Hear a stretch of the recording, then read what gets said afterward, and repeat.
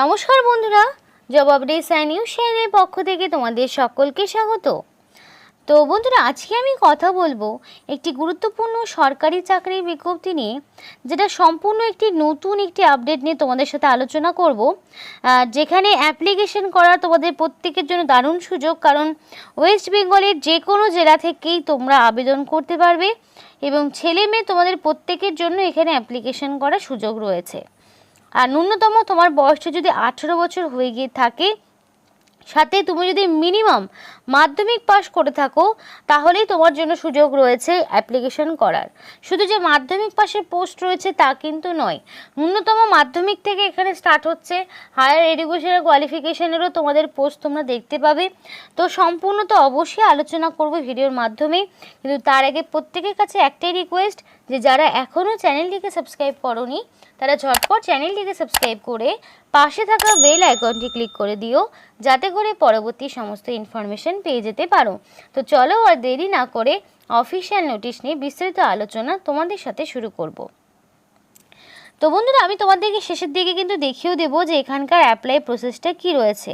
Application করতে হলে তোমাদেরকে অনলাইনেই অ্যাপ্লিকেশন করতে হবে। তো এখানে দেখো কিছু জেনারেল ইনফরমেশন রয়েছে, যাদের এলিজিবিলিটি ক্রাইটেরিয়াগুলো রয়েছে, যে সমস্ত এজ লিমিট, কোয়ালিফিকেশন, এক্সপিরিয়েন্স যা কিছু চাওয়া হয়েছে, সেটা হচ্ছে last date of online application, সেই অনুযায়ী হিসাব করা হবে। তো অনলাইন অ্যাপ্লিকেশন করার লাস্ট ডেট হচ্ছে তোমাদের 5th জুলাই। ডেটটা মনে রাখবে, 5th জুলাই হচ্ছে অ্যাপ্লিকেশন করার লাস্ট ডেট। এবং এই ডেট অনুযায়ী তোমাদের এখানে বয়স বলো, কোয়ালিফিকেশন বলো, সবটাই কিন্তু হিসাব করা হবে। তার মানে কাট অফ ডেট হচ্ছে তোমাদের 5th জুলাই। এবার দেখো যেটা বলা রয়েছে, যে ক্যান্ডিডেটকে অবশ্যই মিনিমাম 18 বছর তার হতে হবে ক্লোজিং ডেট অনুযায়ী। অর্থাৎ মিনিমাম যদি তোমার 18 বছর না হয়ে থাকে, তাহলে তুমি আবেদন করতে পারবে না। তার জন্য যদি একদিনও কম হয়ে থাকে, সেক্ষেত্রে সেই ক্যান্ডিডেটকেও কিন্তু এখানে অ্যাপ্লিকেশন করা তার মানে যাবে না আর কি। মিনিমাম 18 তোমার হতে হবে 5th জুলাই অনুযায়ী।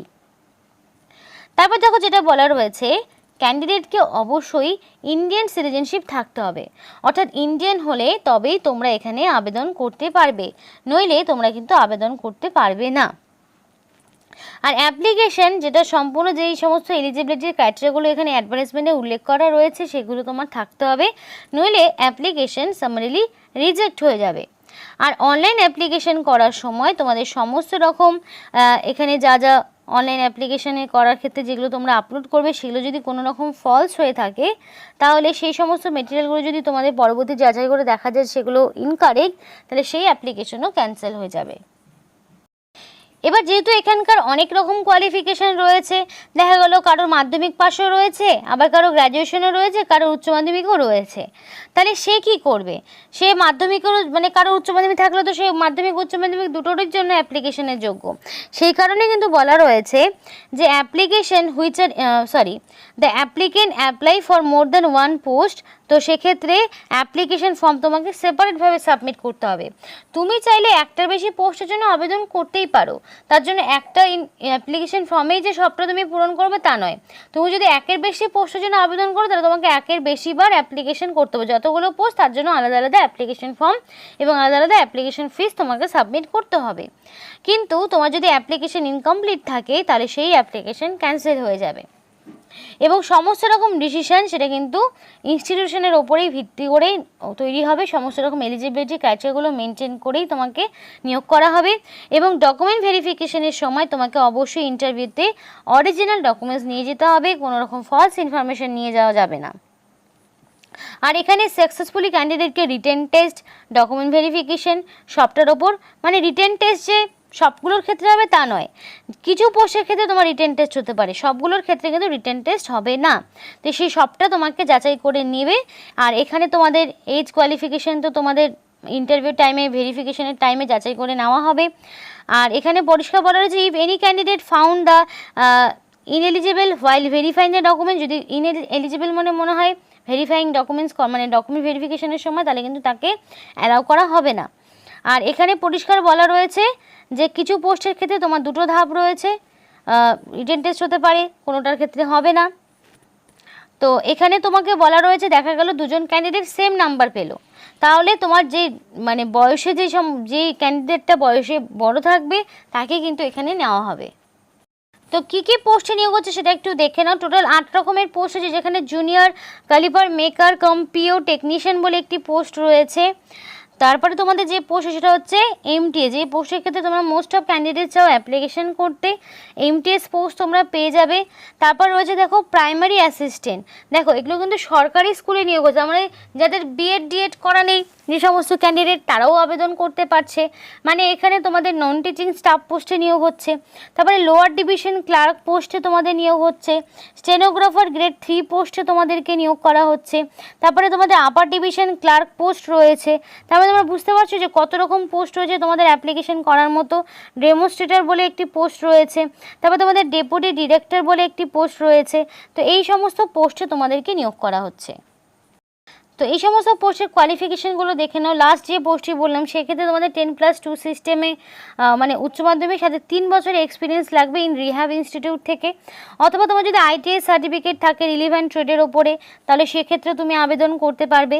21 থেকে 30 হচ্ছে এটা তোমার বয়সের লিমিট।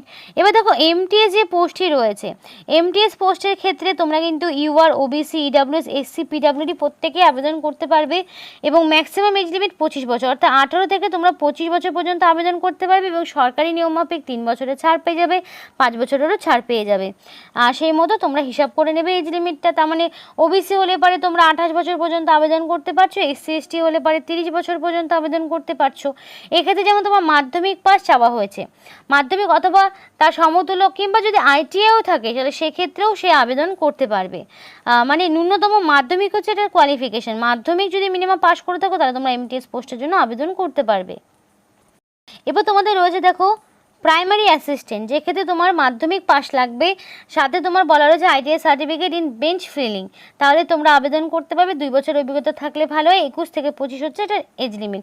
পে লেভেল 1 অনুযায়ী তোমাদের এখানে স্যালারি দেওয়া হয়, প্রত্যেকটার কিন্তু পে লেভেলগুলো দেওয়া রয়েছে।